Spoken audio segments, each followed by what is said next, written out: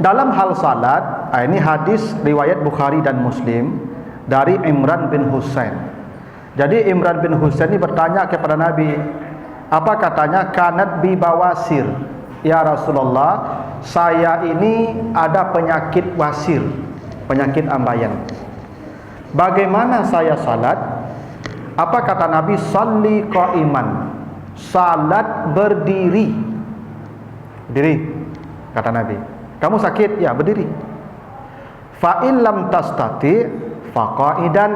Kalau kau tak mampu, tak mampu berdiri, kamu boleh duduk. Apa ya? Kalau tak mampu berdiri ya, boleh duduk. Fa in lam tastati fa ala jambin.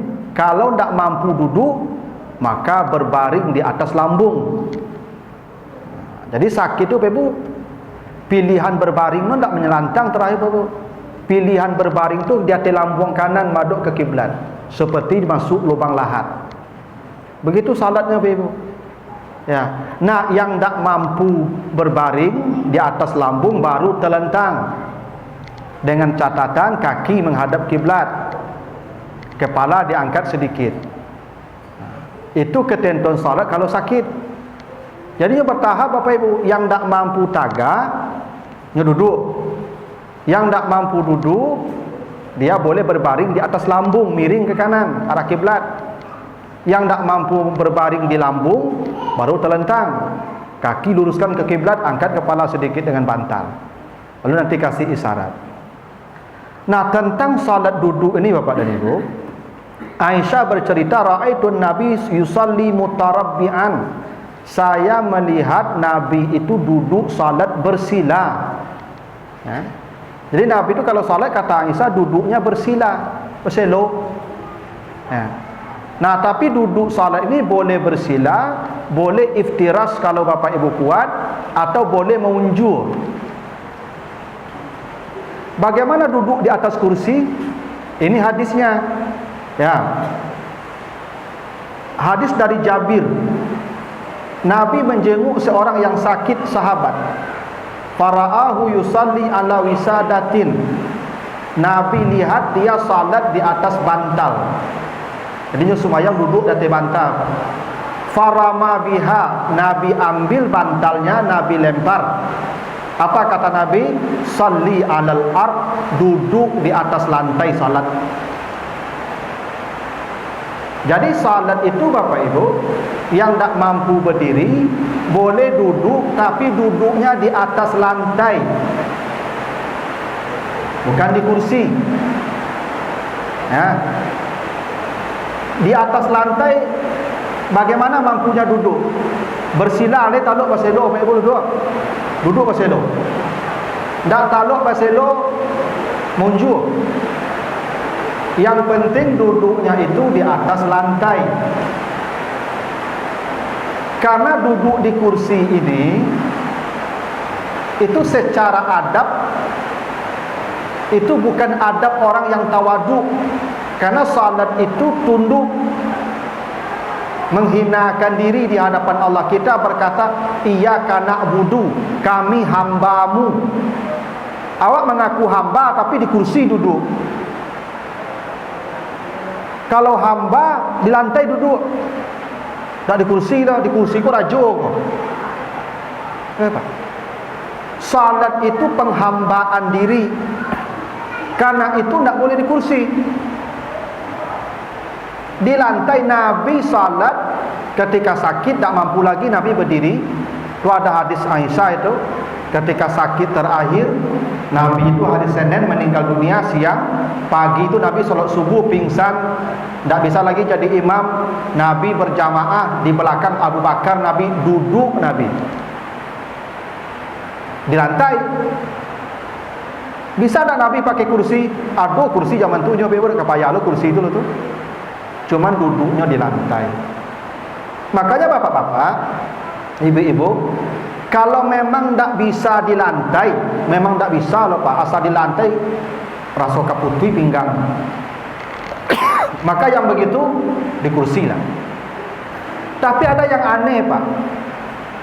Inyo berjalan kalau tapi duduk di kursi, tak sah salatnya tu Pak. Tak sah salat. Kenapa? Rukun salat itu berdiri. Berarti dia meninggalkan rukun. Ya Ustaz, ambo tagak lai taluk, berjalan taluk, cuman sujud tak taluk. Kalau begitu duduk di lantai, munjur. Jadi kursi.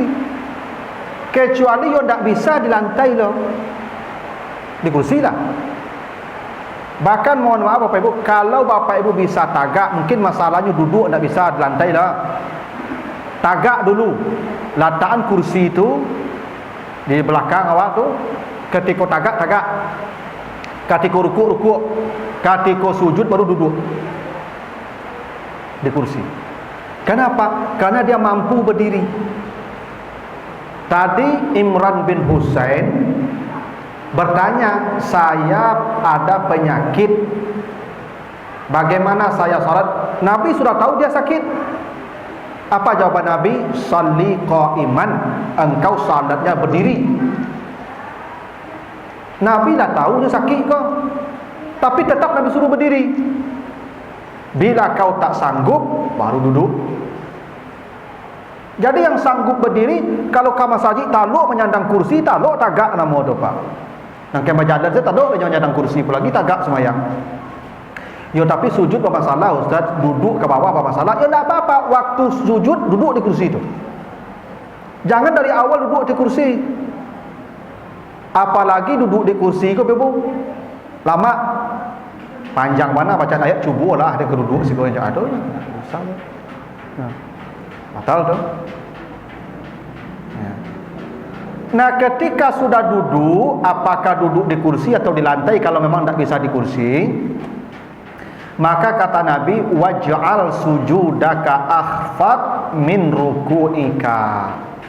Bila engkau ruku' dan sujud, jadikan angguk sujudmu lebih dalam dari angguk ruku'mu. Jadi kalau Bapak Ibu salat duduk, jangan dibungkuan badan tu. Perintah Nabi, anggukkan kepala. Jadi kalau ruku', Allahu Akbar, Sami Allahu liman hamidah, Allahu Akbar, anggukkan. Kan dulu orang Pak salat duduk, itu memasuk badan nama wala sakit. Angguk saja, isyarat dengan anggukkan. Ruku' ya lebih sedikit, ya lebih rendah sujud daripada ruku'. Itu ketetapannya. Ada sebagian Pak Ibu kok dek beribadah tak je ilmu je. Nyelatan kursi Pak di mungkuinyo tu. Tu nyadukan yang ke kursi itu sujud. Ya. Itu agak-agak beribadah nama itu. Tak yo dalil, tak yo contoh lah tu. Dalilnya kata Nabi, waj'al sujudaka akhfat min ruku'ika. Anggukkan sujudmu lebih dalam dari anggukkan ruku'mu. Nah, jadi Bapak Ibu, kalau Bapak Ibu tanya bagaimana hukumnya salat duduk di atas kursi, bila dia kuat berdiri atau mampu duduk di lantai, tak sah salat. Kecuali dia tak kuat berdiri dan tak bisa duduk di lantai, memang kursi pilihannya, duduklah. Ya kan kadang-kadang ada orang Bapak Ibu memang bobot badan tu gadang Pak. Duduk pun payah Pak, sasak ngoknya. Ketika bajuntai di kursi itu lega lapang Pak, itu di kursi lah. Itulah darurat nama itu. Nah. Tapi kalau dia apa-apa, kau mau cari, tidak ada yang layak di kursi duduk Pak. Di lantai. Jadi salatnya di lantai Pak. Duduk terserahlah. Baselo jadi, iftiras jadi, munjur jadi. Nanti angguk saja kepala. Nah, gitu. Itu Pak tentang yang sakit itu ya jawabannya. Ada pertanyaan Pak Ibu untuk orang sakit ini? Silakan Ibu.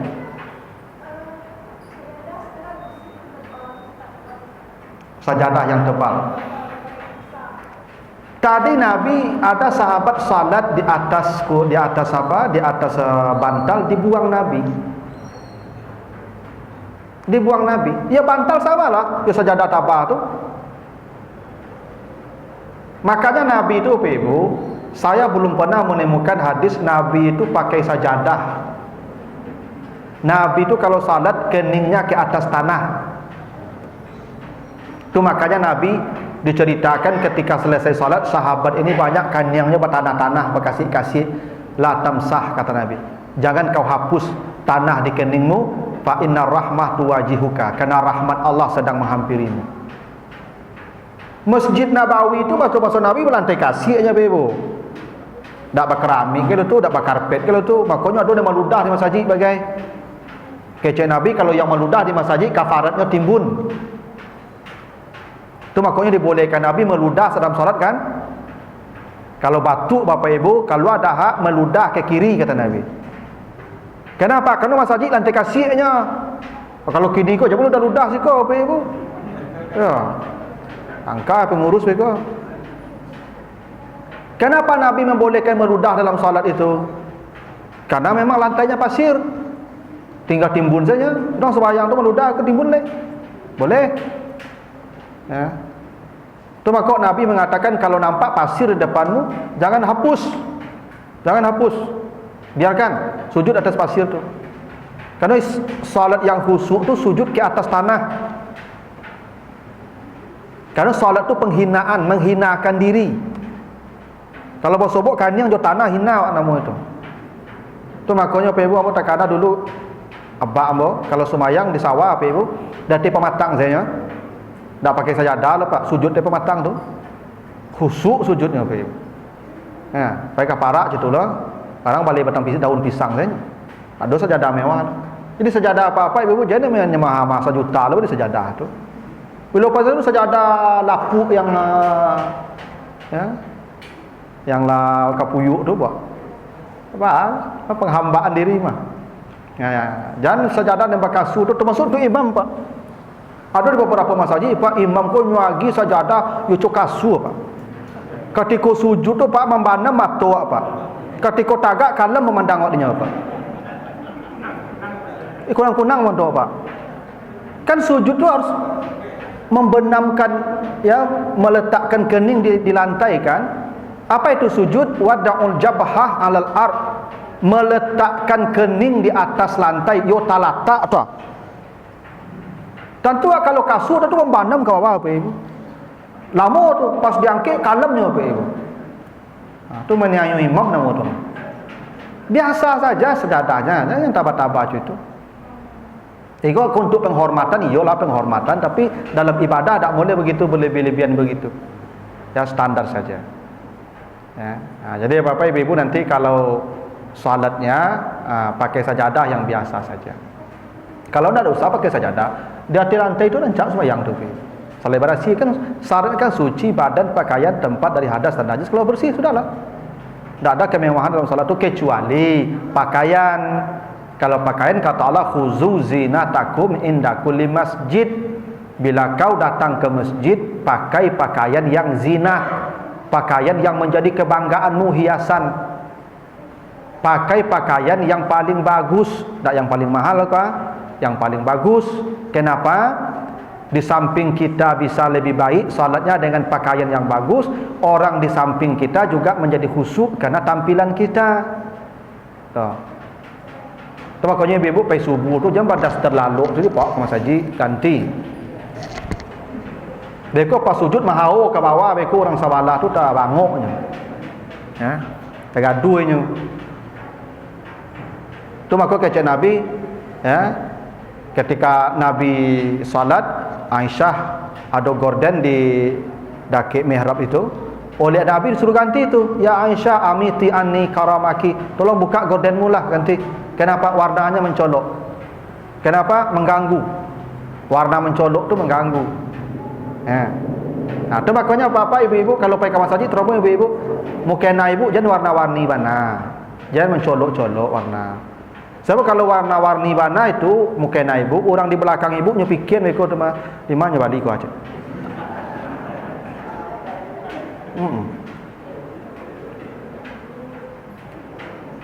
Apa-apa kalau pergi ke masjid jangan bawa baju yang bermerek-merek. Kan ada apa-apa suka bawa baju merek-merek Pak. Nah, orang di belakang pastinya baca. Apalagi mereknya kau sakit hati orang bagai yang baca gila aja. Aduh, orang belakang tiang banyak dia lang keceng gila. Jadi itu kenapa kita kalau datang ke masjid dengan tampilan yang indah. Indah iya, tapi bukan berarti mewah. Ya, sajadah memang harus bersih, harus bagus, tapi jangan yang mewah. Karena kemewahan tu tidak boleh dibawa ke salat. Karena salat tu penghambaan diri di hadapan Allah tu, makanya di kursi tadi sebaiknya jangan. Ya, Bapak Ibu yang salatnya masih kuat di lantai lah duduk, jangan di kursi lah duduk. Gitu Pak Ibu. Pak ya. Kalau nak kita lanjut ke salat musafir. Ada 3 hadis Bukhari Muslim. Pertama dari Aisyah, ya, ketiga-tiganya dari Aisyah. Apa kata Nabi? Awalu ma furidatis shalah rak'atan, summa hajara fa furidat arba'an, wa ukirat salatus safar alal awal. Ilal maghrib fa innaha witrun nahar, wa ila subha fa innaha tutawwalu fiha al-qira'atu. Hadis Bukhari Muslim. Kata Nabi, salat itu pertama kali diperintahkan 11 rakaat.